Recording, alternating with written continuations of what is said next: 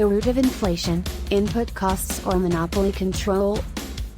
Many experts recently have said that industrial concentration is to blame for some of the current inflation, which has reached 7%.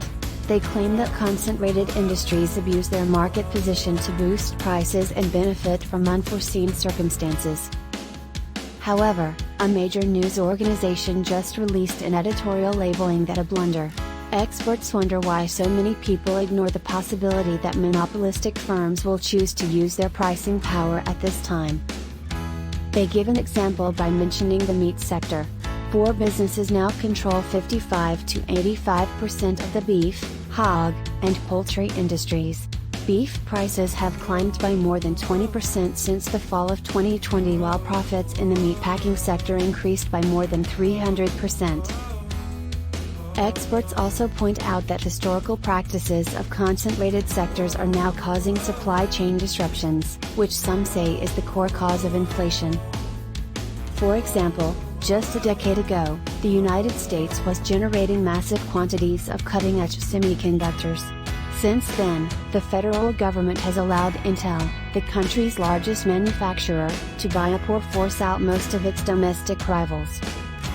To save costs and boost short-term profit, the company then offshored or sold its production capacity in the United States.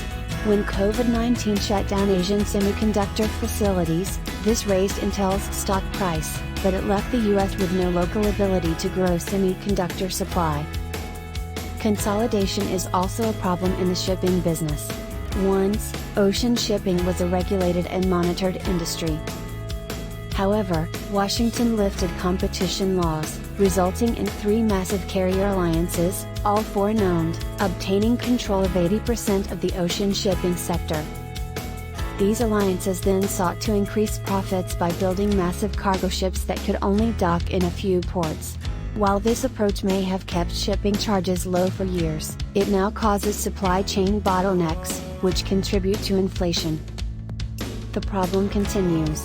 There aren't enough trucks or truck drivers to deliver goods to stores and warehouses after supplies arrive at U.S. ports. Experts are increasingly pointing to industry consolidation as the root of the problem. In the recent past, freight rail provided a large share of many of the items conveyed by trucks. However, because the federal government permitted the railroad business to consolidate, those items no longer travel by train. This resulted in deteriorating rail conditions, especially as Wall Street hedge funds came to control the rail monopolies and have demanded they rip up tracks, mothball rail cars, and lay off seasoned union employees to get costs down and stock prices up. It's no minor thing that many mainstream voices have failed to appreciate how monopolization and financialization have hollowed out our supply chains. After all, if you miss the source of a problem, you're more likely to propose the wrong solution, such as tighter monetary policy, which would boost interest rates and throw the economy into an unnecessary recession without addressing the underlying cause of inflation. Please like and subscribe if you enjoyed this video. It helps others find our content. And please visit Econobits.com for a list of resources and references.